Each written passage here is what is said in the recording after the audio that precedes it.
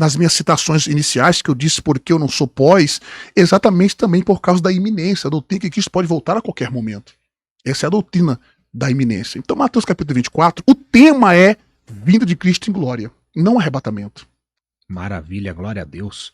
Pastor, tem uma pergunta aqui do Lucas Soares, ele colocou assim: como ele explica 1 Tessalonicenses capítulo 4, versículo 13 a 17, onde Paulo diz que os vivos não precederão os que dormem, mas no pré-tribulacionista vai ter mortos subindo na grande tribulação. Ele está repetindo a pergunta que meu amigo pastor César Cavalcante fez para mim no debate, né? Na verdade, amigo, é o verso 15, o irmão Lucas Soares, não é o verso 13 não, é o verso 15. No verso 15 está escrito bem assim, ó: dizemos-vos isto pela palavra do Senhor, que nós, os que ficarmos vivos para a vida do Senhor, não precederemos os que dormem. Aí para no verso 15. Só que há uma continuidade no verso 16. Porque o mesmo Senhor descerá do céu com alarido e com voz de arcanjo e com a trombeta de Deus, e os que morreram em Cristo ressuscitarão primeiro. Depois nós, os vivos, os que ficarmos, seremos arrebatados, juntamente com eles, ao encontro do Senhor nos ares, e assim estaremos para sempre com o Senhor. Então Paulo não está falando aqui que vai ser um levado primeiro e outro deixado, etc. Não. Ele está explicando como que vai ser o arrebatamento. Então o pré-tribulacionista não faz isso como que o nosso querido irmão Lucas, né? Nosso irmão Lucas acabou de falar. Lucas Soares. Meu querido irmão Lucas Soares, essa pergunta eu vou devolver para vocês, pós-tribulacionista. Possivelmente você seja um pós-tribulacionista, já que você está acusando o pré-tribulacionista, acusando no bom sentido, né, gente? Pelo amor de Deus, acusando no bom sentido. De dizer que algumas pessoas vão ser levadas e outras deixadas na tribulação. Bom, como que o irmão explica, por exemplo, Apocalipse capítulo 20, verso 4, irmão Lucas? Porque você concorda que em Apocalipse capítulo 19, ali acontece o arrebatamento, correto? No capítulo 20, nós temos ressurreição. Como que o pós-tribulacionista explica isso aqui? Não tem como explicar. Agora, eu vou explicar para o irmão o que é a doutrina das ressurreições. Nós temos em 1 Coríntios capítulo 15, Paulo falando que vai ser por sua ordem. A expressão ali no grego bíblico significa um evento que vai acontecer em etapas, em ordem. Então nós temos, para o dispensacionalista clássico, nós temos fases da ressurreição. Cristo, as primícias, é a primeira fase.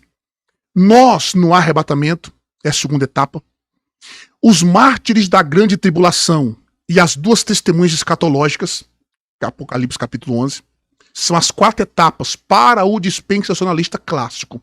O dispensacionalista clássico, irmão Guilherme, gente, isso aqui é escatologia do dispensacionalismo clássico, viu? Acredita que no arrebatamento da igreja, a morte de Cristo na cruz do Calvário teve poder retroativo. Se nós lermos, por exemplo, Tessalonicenses capítulo 4, o texto diz o seguinte: porque o mesmo Senhor descerá do céu com alarido, verso 16, com alarido, com voz de arcanjo, com a trombeta de Deus, e os que morreram em Cristo ressuscitarão primeiro. Esses, os que morreram em Cristo, Guilherme, para o dispensacionalismo clássico, inclui também os que morreram no Antigo Testamento. Para eles, o arrebatamento subirá também aqueles que morreram no Antigo Testamento. Correto? Então, para eles, são 4 etapas. São 4 etapas da ressurreição, nesse sentido. Já o clássico, o dispensacionalismo clássico, entende o seguinte: que o arrebatamento é só para a igreja do Novo Testamento. Então, além dessas 4 fases que eu já citei, o dispensacionalismo revisado entende que Israel inclui os santos do Antigo Testamento e será ressuscitado no final da grande tribulação para o milênio, porque o arrebatamento é para a igreja. Então, queridos irmãos, essas 2 respostas eu precisei dar e explicá-las por causa do dispensacionalismo clássico versus o revisado. Então não há erros em dizer o que algumas pessoas fizeram, como o irmão está repetindo a pergunta que alguém me fez também no debate, eu expliquei exatamente dessa forma. Nós não precederemos os que dormem. Paulo está explicando, ele está argumentando como que vai ser o arrebatamento. Ele está falando para aqueles que estarão mortos, dormindo, né, mortos durante o arrebatamento. Além disso, o irmão Lucas, que fez a pergunta, existe diferença de ressurreição de mortos, dentre os mortos e dos mortos. Ressurreição de mortos é a ressurreição de Cristo, como Cristo ressuscitou com o corpo glorificado. É a ressurreição dentre os mortos. Ressurreição dentre os mortos é o que aconteceu com Cristo. Por isso que ele é as primícias dos que dormem. Recebe o corpo glorificado. E vai acontecer conosco também no arrebatamento. Ressurreição de mortos é aquelas pessoas que ressuscitaram na Bíblia, mas voltaram a morrer. No Antigo Testamento nós temos o filho da viúva que Eliseu ressuscitou. Ele voltou a morrer. Lázaro ressuscitou e voltou a morrer. A filha de Jairo, o filho da viúva de Naim, e etc. Esses são exemplos de ressuscitação. Ressuscitação ou ressurreição de mortos. Agora, ressurreição dentre os mortos, a pessoa ressuscita e não morre mais. É o que aconteceu com Cristo, vai acontecer conosco no arrebatamento, as duas testemunhas do Apocalipse, e etc. Isso é ressurreição dentre os mortos.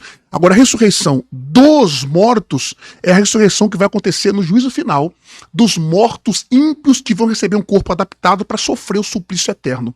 Então tem diferença de ressurreição de mortos, dentre os mortos e dos mortos. Eita, brabo, hein, pessoal? Você que tá aqui acompanhando, já deixou seu like nesse vídeo? Já compartilhou com seus amigos nos grupos das igrejas? Compartilha, meus irmãos, faça a sua pergunta. Tem uma pergunta aqui do Fagner Fernandes, mas antes tem uma minha. Pastor, o pessoal do Antigo Testamento morreram já crendo no Messias. Sim.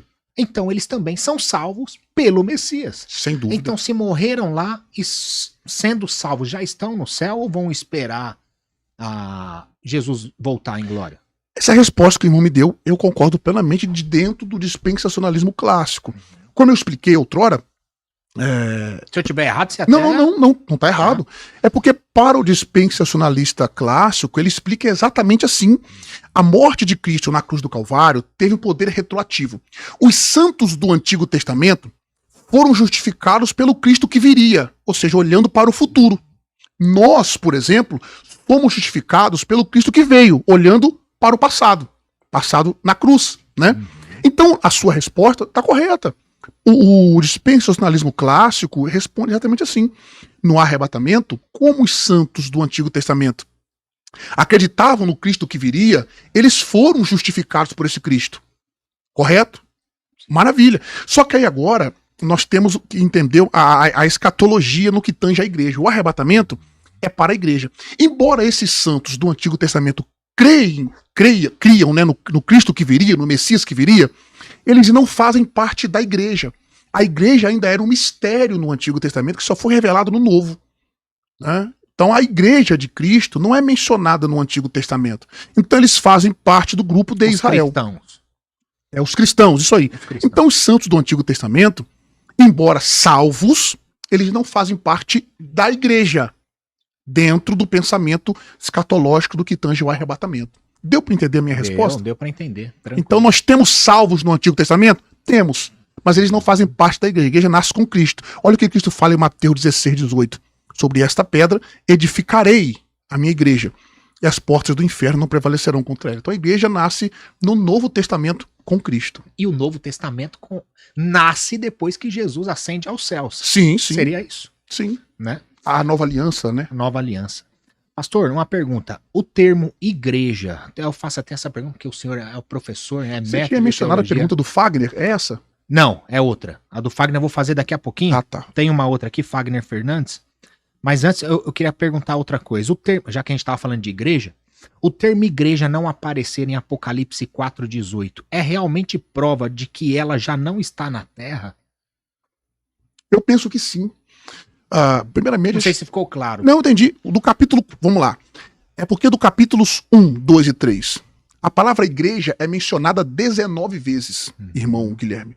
19 vezes a palavra igreja é mencionada no capítulos 1, 2 e 3 do Apocalipse. Do capítulo 4 ao 18, nós não temos menção à igreja. O que sobra para os nossos irmãos pós-tribulacionistas é confundir os santos da grande tribulação com a igreja. Por esse motivo, João não menciona a igreja no período tribulacional. Isso é um forte indício de que a igreja não vai estar ali. Aliás, Apocalipse 4, nós temos os 24 anciãos, que nós entendemos que é a igreja glorificada no céu. No capítulo 5, nós temos o livro selado por dentro e por fora, né, escrito por dentro e por fora, que só Cristo tem o poder para abrir os selos. E do capítulo 6, propriamente dito, até o 18, é que nós temos os juízos dos selos, das taças e das trombetas, que é o juízo da grande tribulação. É claro que nós temos, entre esses capítulos, nós temos o que nós chamamos de passagem parentética. O que é uma passagem parentética? Para os irmãos que estão nos ouvindo, são aquelas passagens que acontecem no interlúdio ali do sexto selo para o sétimo, da sexta trombeta para da sexta taça para a sétima e da sexta trombeta para a sétima, né? Nós temos ali passagens que acontecem nesse período. Por exemplo, o capítulo 8, e houve silêncio no céu, né? É uma passagem parentética. Quando toca a sua trombeta, quando o anjo vai tocar a sua trombeta, houve silêncio no céu. Nós temos, por exemplo, o capítulo 10, João comendo um livro. Capítulo 11, as duas testemunhas. Capítulo 12, a mulher sendo perseguida pelo dragão. Esses textos são passagens parentéticas que acontecem nesse período entre o abrir do sexto selo para o sétimo, a sexta para a sétima trombeta e a sexta para a sétima taça. Nós temos passagens parentéticas, mas, no modo geral, do capítulo 6 ao 18, é mencionado, de fato, a grande tribulação, os eventos da grande tribulação, e nós não vamos ver a igreja nesse período. Mas